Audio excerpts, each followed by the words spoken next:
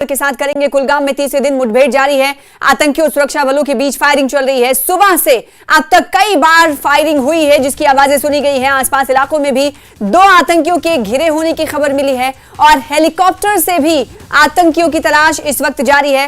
कल आपको बताएं कि इसी इलाके में मुठभेड़ में 3 आतंकी मार गिराए गए थे। देखिए चॉपर हेलीकॉप्टर किस तरह से पूरे इलाके की निगरानी करता हुआ दिखाई दे रहा है और यही जंगलाती इलाका है जिसकी निगरानी करते हुए हेलीकॉप्टर ये चॉपर दिखाई दे रहा है।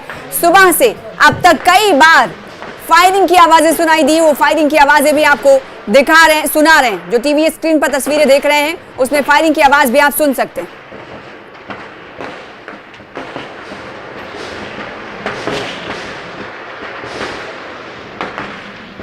तो आतंकियों सुरक्षा बलों के बीच फायरिंग चल रही है। दोनों जानिब से गोलियों का तबादला हो रहा है।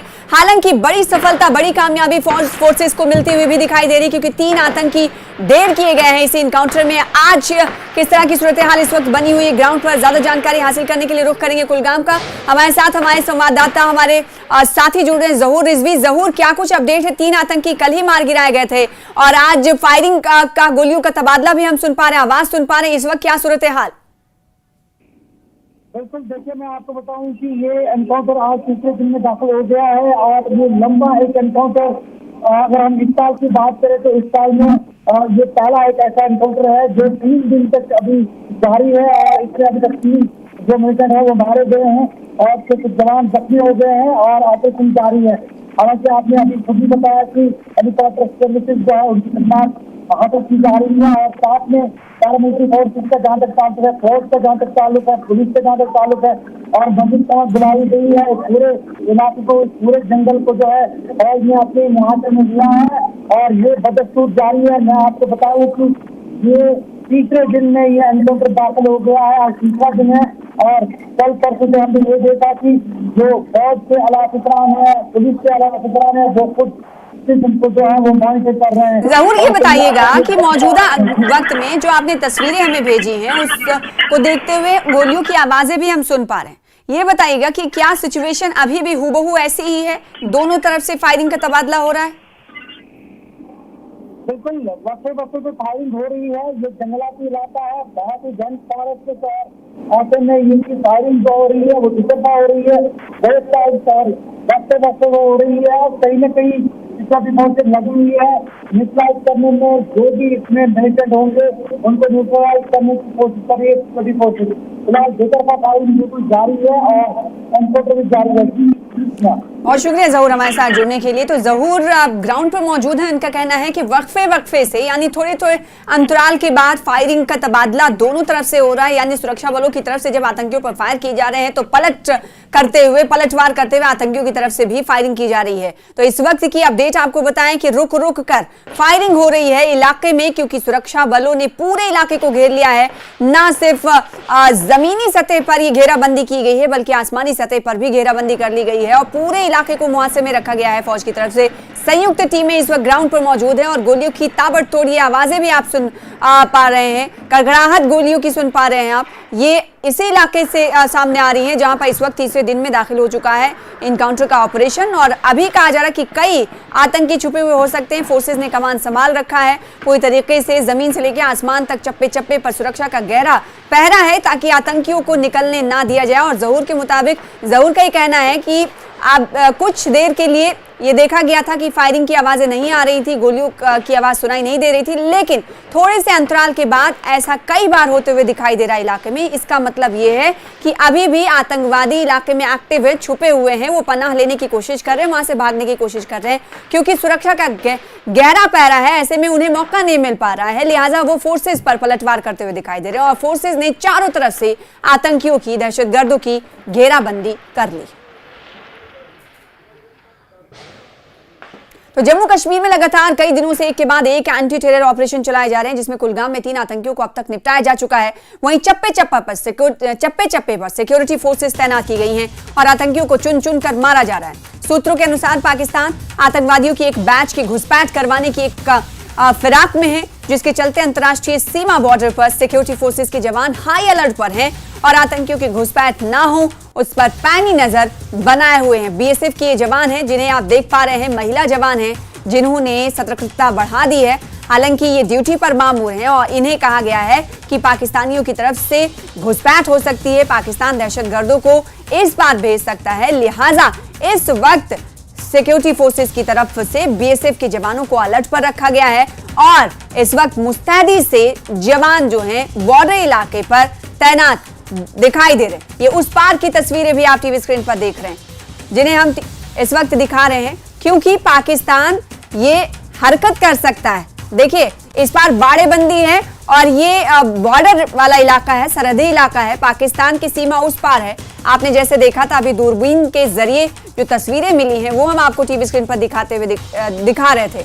देखिए, महिला जवान और बीएसएफ के जवान इस वक्त तत्पर हैं, सिक्योरिटी फोर्सेस के जवान इस वक्त तत्परता के साथ ड्यूटी को अंजाम दे रहे हैं, क्योंकि इन्हें ये कहा गया है कि एंटी टेरर ऑपरेशन के तहत जहां एक तरफ फोर्सेस की तरफ से इस वक्त ताबड़तोड़ एक्शन चल रहा है, तो दूसरी तरफ पाकिस्तान लगातार नापाक हरकत को करने से बाज नहीं आता है। इसी के चलते अंतर्राष्ट्रीय सीमा पर सेना के जवानों की तैनाती बढ़ाई गई है, अलर्ट पर रखा गया है, क्योंकि पाकिस्तान के हवाले से खबर मिली है कि वो कई आतंकियों की घुसपैठ करा सकता है और बॉर्डर पर जो अंतर्राष्ट्रीय सीमा है उस पर चौकसी बढ़ा दी गई है जवानों की, जहां की ये तस्वीर आप टीवी स्क्रीन पर देख पा रहे हैं। जम्मू कश्मीर में पिछले कुछ दिनों में ताबड़तोड़ एंटी टेरर ऑपरेशंस जो हैं वो अंजाम में आए हैं, जिसमें कई टॉप कमांडर्स जो हैं आतंकवादी संगठनों के वो ढेर कर दिए गए हैं, जिसमें पहलगाम में शामिल आतंकवादी भी शामिल हैं। ऐसे में आईएसए और पाकिस्तान में एक बौखलाहट है और कोशिश उनकी तरफ से ये है कि नई खेप जो आतंकवादियों की, जो कि आतंकी कैंपों में इसी वेट में है कि कब उनको घुसपैठ करवाई जाए, कब वो वहां से घुसपैठ करके इस तरफ आके जो है यहाँ पे गड़बड़ी फैलाने की कोशिश करे। लेकिन उनकी हर एक कोशिश को विफल बना रही है बीएसएफ के हमारे जो जवान हैं, जो यहाँ पे दिन रात डटे हुए हैं। इस वक्त जो सर्वेलेंस है, लगातार पेट्रोलिंग है, वो बॉर्डर पे बढ़ा दी गई है, क्योंकि इनपुट्स इस तरह के भी हैं कि पाकिस्तान की तरफ जो लॉन्चिंग पैड्स हैं वहां पे ट्रेंड जैश ए मोहम्मद के आतंकवादी इसी कोशिश में हैं कि कब उनको मौका मिले और वो घुसपैठ करके इस तरफ आ सके। लेकिन अब तक उनकी जितनी भी कोशिशें हुई हैं उन सबको नाकाम बनाया गया है। आपको ज्ञात होगा, चाहे वो कुलगाम की बात हो, चाहे वो डाचीगाम की बात हो, चाहे वो पुंछ की बात हो, लगातार जो है आतंकवादियों का सफाया इस वक्त जम्मू कश्मीर में हो रहा है। सेना बीएसएफ चुन चुन के जो हमारी सिक्योरिटी फोर्सेस हैं वो टॉप आतंकवादी जो कमांडर हैं उनको ढेर कर रही है और यही कहीं ना कहीं बात बौखलाहट की वजह बन चुकी है पाकिस्तान और आईएसए के लिए। पाकिस्तान चाहता है कि जम्मू कश्मीर में गड़बड़ी फैलाई जाए, लेकिन अब सेना ने और हमारी जो सिक्योरिटी फोर्सेस ने उन्होंने ठान लिया है कि अब आतंकवाद की कमर तोड़ी जाएगी और इस तरह से तोड़ी जाएगी कि वापस जो है आतंकवाद अपना सिर ना उठा सके। और यही बात को यकीनी बनाने के लिए बीएसएफ के जो जवान हैं, ये जाबाज जो हैं दिन रात यहाँ पे पेट्रोलिंग कर रहे हैं, इस बात को यकीनी बना रहे हैं कि पाकिस्तान जो कि हमेशा से अपनी नापाक हरकतों से बाज नहीं आता है, वो इस मौके का फायदा ना उठाए। और इस वक्त जो है लगातार जो जम्मू कश्मीर से सफाई हो रही है, आतंकवादियों की लगातार ऑपरेशन, एंटी टेरर ऑपरेशन हो रहे हैं, उसी को देखते हुए नई खेप, नए आतंकवादी यहाँ पे ना आ सके, क्योंकि लोकल रिक्रूटमेंट अब आतंकवादियों की लगभग समाप्त हो चुकी है और जो बचे खुचे पाकिस्तानी आतंकवादी यहाँ मौजूद हैं उनका सफाया करने में हमारी जो सिक्योरिटी फोर्सेस हैं वो लगी हुई हैं। एक कोऑर्डिनेटेड एफर्ट जो है इस वक्त सिक्योरिटी फोर्सेस की तरफ से हो रहा है। यहाँ बीएसएफ पहली फर्स्ट डिफेंस ऑफ जो हमारी जो लाइन है डिफेंस की उसको संभाले हुए है, वहीं सेना भीतर जाके जो आतंकवादी छुपे हुए हैं, जो हाइड आउट बना के छुपे हुए हैं पहाड़ी इलाकों में और यहाँ जंगलाती इलाकों में, उनको ढूंढ के चुन चुन के जो है उनका सफाया कर रही है। तो ये कोऑर्डिनेटेड एफर्ट ये साफ दिखाता है कि अब ऑपरेशन जो ऑल आउट है एक तरह से आतंकवादियों के खिलाफ शुरू हो चुका है और कोशिश और मंशा यही है, जम्मू कश्मीर को टेरर फ्री जम्मू कश्मीर बनाना है। कैमरामैन सरब भट्ट के साथ राजन वैद, न्यूज़ 18 अक्टूबर पोस्ट जम्मू। सामा के पल्त गांव में रविवार सुबह तोप के 3 गोले बरामद होने से हड़कंप मच गया। लोगों ने पुलिस को इस की सूचना दी, जिसके बाद बम निरोधक दस्ते ने बरामद कर 3 गोलों को डिफ्यूज किया। ये बेहद शक्तिशाली गोले थे जो देखने में पुराने लग रहे थे, जिन्हें सुरक्षित इलाके में ले जाकर डिफ्यूज किया गया। ये शेल्स आप देख पा रहे हैं, 3 शेल्स हैं जो कि पुराने नजर आ रहे हैं, लेकिन ये एक्टिव थे, जिन्हें डिफ्यूज करने के लिए बम निरोधक दस्ते को, बम निरोधक स्क्वाड को बुलाया गया और फिर इसे दूर ले जाकर निष्क्रिय किया गया, डीएक्टिवेट किया गया। जिसकी तस्वीर आप टीवी स्क्रीन पर देख पा रहे हैं। अक्सर इस तरह की खबरें आपको मिलती होंगी और सूचना मिलने के बाद प्रशासन की तरफ से जब इत्तला दी जाती है बम स्क्वाड अमले को, तो वो मौके पर पहुंचकर इन शेल्स को कब्जे में लेकर दूर इलाके में ले जाते हैं ताकि किसी तरह की जानहानि ना हो, मालहानि ना हो। और वक्त रहते इन शेल्स की सूचना मिली जिसे निष्क्रिय किया गया, डिफ्यूज किया गया, वरना बड़ा हादसा हो सकता है।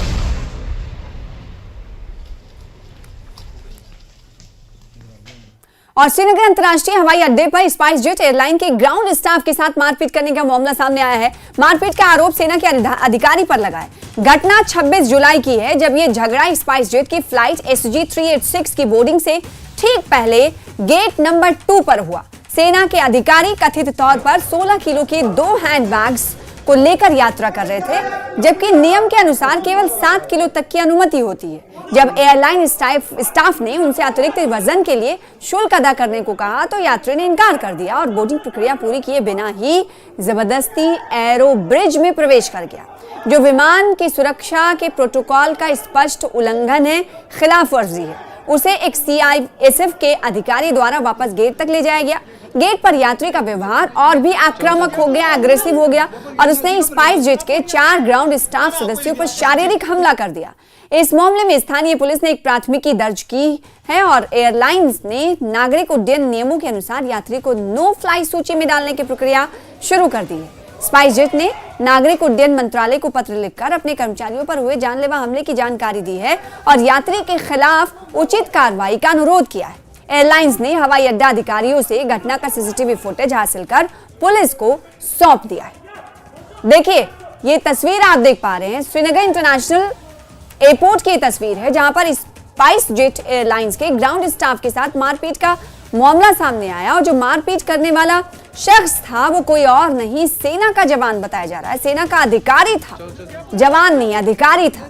घटना ये पूरी आपको बताएं कि 26 जुलाई की है और कहा जा रहा है कि जो ग्राउंड स्टाफ जिन पर इसने शारीरिक हमला किया, इस अधिकारी ने, सेना के अधिकारी ने, उन्हें चोटें भी आई हैं। जब ये झगड़ा स्पाइस जेट की फ्लाइट SG-386 में हुआ था, उस वक्त बोर्डिंग का वक्त था। बोर्डिंग से ठीक पहले गेट नंबर 2 पर हुआ। सेना के अधिकारी कथित तौर पर आपको बताएं कि एक्चुअली वो ले जाना चाहते थे ज्यादा सामान। यहां से शुरू हुई झगड़े की प्रक्रिया।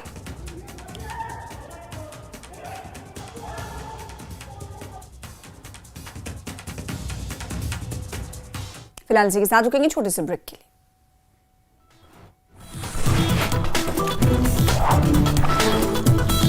पेट सफा, हर रोग, हर खबर तक पहुंचने के लिए, बेबाक सवाल पूछने के लिए, हर चुनाव की महा कवरेज के लिए, सबसे पहले और भरोसेमंद नतीजों के लिए, रिपोर्टर के सबसे बड़े नेटवर्क के लिए, एंकर की नंबर 1 टीम के लिए एक नहीं अनेक है कारण बार बार न्यूज़ 18 इंडिया के नंबर 1 बनने के लिए।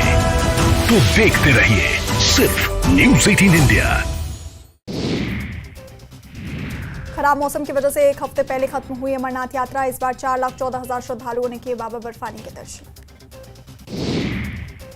पहाड़ों से लेकर मैदानों तक आसमानी आफत। हिमाचल में कई जगह पर लैंडस्लाइड। जम्मू कश्मीर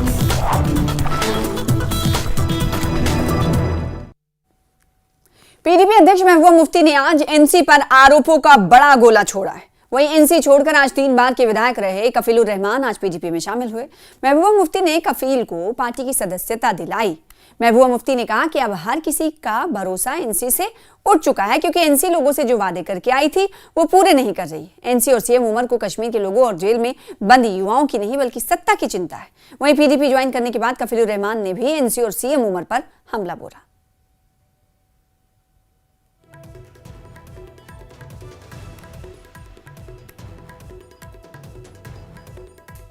साहब का मैं इस्तकबाल करती हूँ।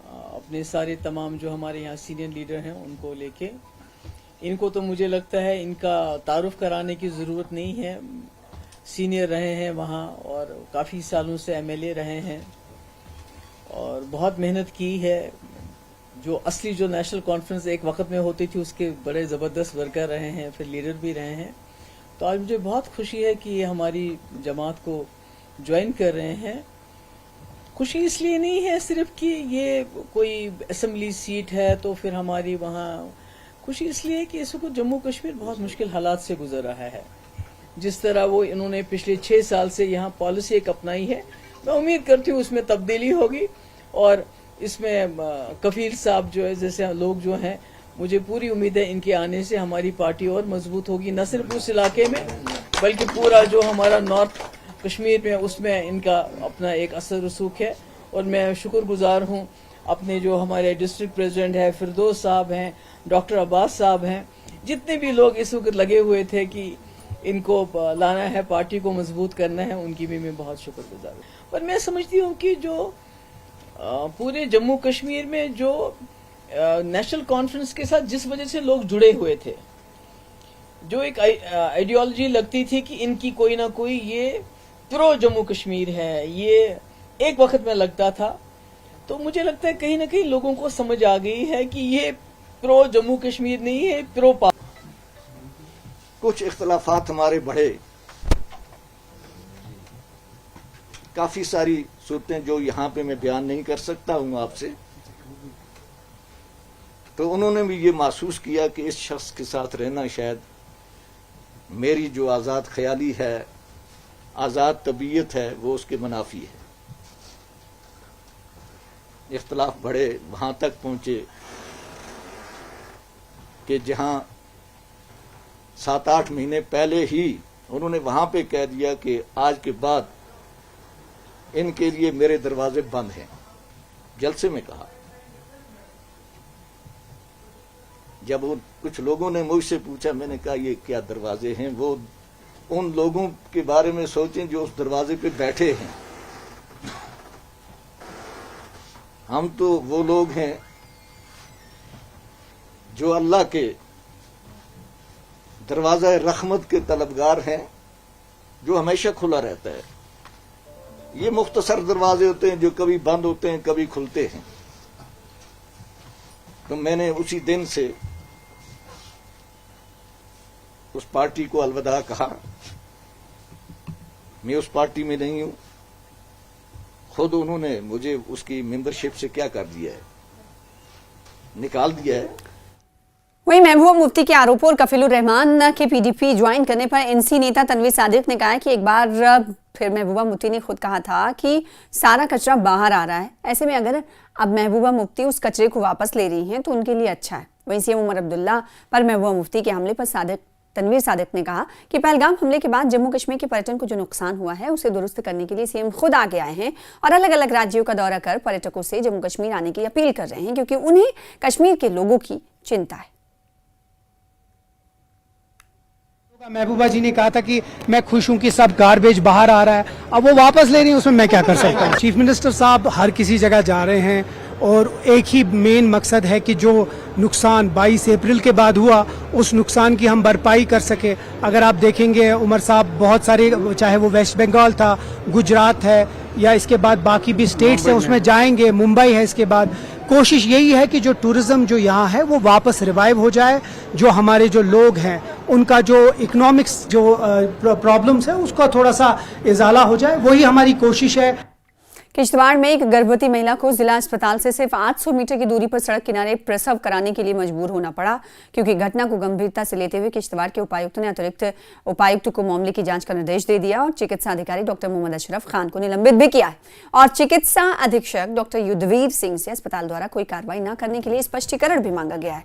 आधिकारिक आदेश में कहा गया कि ड्यूटी पर मौजूद डॉक्टर और 102 एम्बुलेंस सेवा को बार बार कॉल किया गया, लेकिन उन्होंने नजरअंदाज किया। अब इस मामले पर पीडीपी के शेख नासिर हुसैन ने बीजेपी और नेशनल कॉन्फ्रेंस दोनों पर निशाना साधा है, जबकि बीजेपी प्रवक्ता फारूक अहमद देव ने उमर अब्दुल्ला के नेतृत्व वाली नेशनल कॉन्फ्रेंस सरकार पर आरोप लगाते हुए कहा कि पिछले 10 महीनों में किसी भी वरिष्ठ नेता ने किश्तवाड़ या डोडा का दौरा नहीं किया। इसके जवाब में नेशनल कॉन्फ्रेंस के इम्तियाज अहमद जरगर ने दावा किया कि सरकार जन कल्याण के लिए प्रतिबद्ध है और पिछली सरकारों द्वारा छोड़ी गई अव्यवस्थाओं को ठीक कर रही है।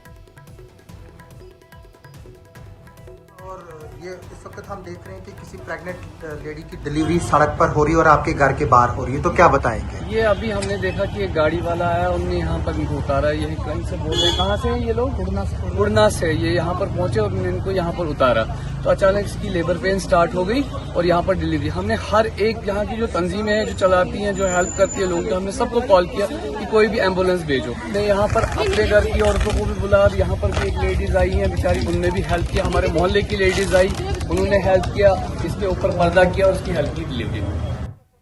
फिरदौस खान हमारे साथ जुड़ रहे हैं, उन्हीं का रुख कर लेते हैं। फिरदौस, सबसे पहले तो ये बताइएगा, जच्चा बच्चा महफूज है, क्या जानकारी, और इसके अलावा इस पूरे मामले पर कार्रवाई के क्या कुछ अहकाम सादिर किए गए हैं? मुर्द इल्जाम ठहराने की कोशिश हमेशा होती है, लेकिन इस तरह जब वाकयात सामने आते हैं तो जाहिर सी बात है जो नोडल ऑफिसर्स हैं उनकी जिम्मेदारी बनती है, उनकी जवाबदेही बनती है कि आखिर कॉल करने के बाद भी मुतालिका अफसरान जो है जाए वाक़े पर नहीं पहुंचे।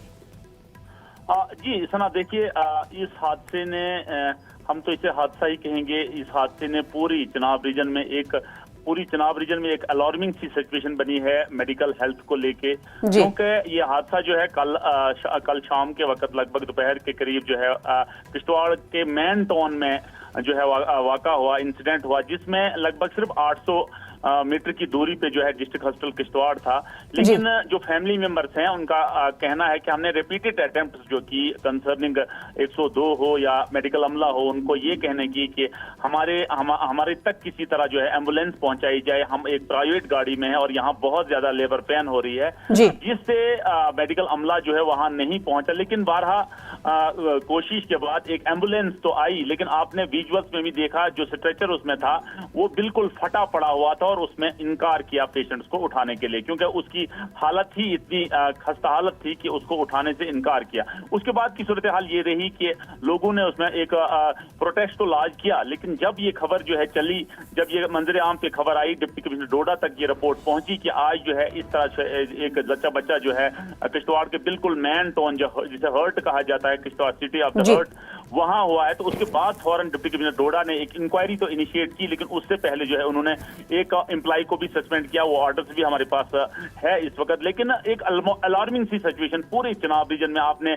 पास्ट में देखा, आपने 15 या 20 दिन पहले देखा कि जीएमसी डोडा में एक हादसा हुआ, जो बच्ची जो है ऑपरेशन के लिए 8:30 बजे सुबह ली थी, 5 बजे उसको डिस्चार्ज वहां से किया गया, उसके बाद बटोत में उसकी डेथ हुई। तो ये ऐसे हालात चनाब रीजन में हर जगह है। यहाँ लोगों ने, अवाम ने, इंतजामिया खासकर नेशनल कॉन्फ्रेंस की जो हुकूमत इस वक्त है उस पर बहुत ज्यादा इल्जामात लगाते हुए कहा है कि आखिर ये चनाब रीजन में आए दिन हेल्थ सिस्टम को आईना दिखाती हुई तस्वीरें सामने आती हैं, लेकिन फिर भी अधिकारी कुछ क्यों नहीं करते, या सरकार की तरफ से क्यों इस चनाब रीजन की सुध नहीं ली जाती?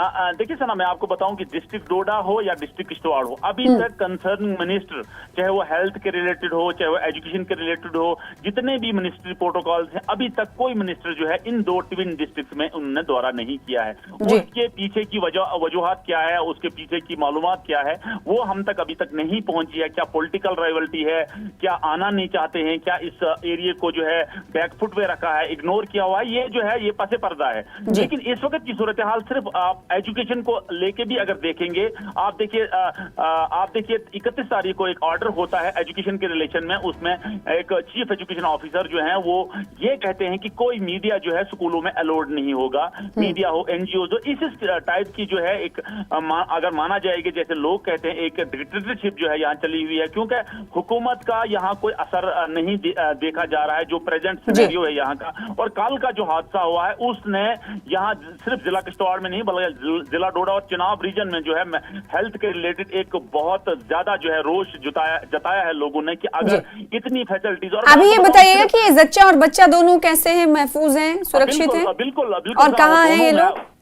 बिल्कुल वो महफूज हैं, वो हॉस्टल में है इस वक्त। उसके बाद जो है उनको जो है शिफ्ट किया गया हॉस्टल के लिए। लेकिन अब मैं आपको बताऊं, सिर्फ 3 दिन पहले जो है 15 करोड़ की एक MRI मशीन जो है वो डिस्ट्रिक्ट हॉस्टल किश्तवाड़ में लाई है, लेकिन वहां लोगों ने एक सवाल उठाया है कि इसको इंस्टॉल करने के लिए उनके पास जगह ही नहीं है, ये लोगों ने कहा है। लेकिन एक सस्पेंशन ऑर्डर जो है डिप्टी कमिश्नर ने निकाला हुआ है एम्प्लॉइज के खिलाफ, जिनमें इसकी चूक हुई है कि जो एम्बुलेंस है वो टाइम पे क्यों नहीं भेजी है, क्योंकि लोगों ने ऐसा लगता है लोगों में बहुत ज्यादा रोष है इधर पूरे चुनाव रीजन में कि अब जो है, क्योंकि आपने देखा था अक्टूबर नवंबर में भी जिला किश्तवाड़ के बांजवा के मकाम पे एक डिलीवरी जो है बिल्कुल रोड में हुई थी, उस पे भी बहुत क्वेश्चन जो रेज हुए थे इंतजामिया पे, मेडिकल अमले पे। तो आज भी उसी किस्म का, क्योंकि उसमें ये फर्क था कि वो लगभग 70 किलोमीटर की दूरी पे था डिस्ट्रिक्ट हेडक्वार्टर किश्तवाड़ से, ये जो है ये 800 मीटर की दूरी पे। देखिए, चाहे जितना इंतजाम कर लें, बुलंदबांग दावे सरकारों की तरफ से कहे जाएं, लेकिन आखिरी इंसान तक, आखिरी आदमी तक जब मौके पर सहूलियात नहीं पहुंचती हैं तो उन तमाम इंतजाम का, उन तमाम अहकामात का, उन तमाम ऐलानात का क्या फ़ायदा जो लोगों को मिलना चाहिए। बहुत शुक्रिया फिरदौस हमारे साथ जुड़ने के लिए। तो कहीं ना कहीं आईना दिखाते हुए हेल्थ सिस्टम को ये तस्वीर एनसी सरकार के सामने भी सवालिया निशान खड़े कर रही है, क्योंकि जो हेल्थ सिस्टम है वो इतना कमज़ोर कैसे हो गया, या फिर अमला आखिर वो क्यों इस तरीके से उनकी तरफ से ये तसाहुली बरती गई कि अगर एक इमरजेंसी सूरत हाल में 102 एम्बुलेंस को बुलाया जाता है और 800 मीटर की दूरी पर ही डिलीवरी कराई जाती है, आखिर ऐसा क्यों। हालांकि अहकाम जारी कर दिए गए हैं, निलंबित भी कर दिया गया है, एक मुअत्तल किया गया है एक अधिकारी को, और मामले की आगे की जांच जारी है। बहुत शुक्रिया फिरदौस हमारे साथ जुड़ने के लिए और इस खबर पर तफसील से जानकारी देने के लिए। और गनीमत और अच्छी और राहत की बात यह है कि जच्चा और बच्चा दोनों महफूज हैं और इस वक्त अस्पताल में भर्ती हैं।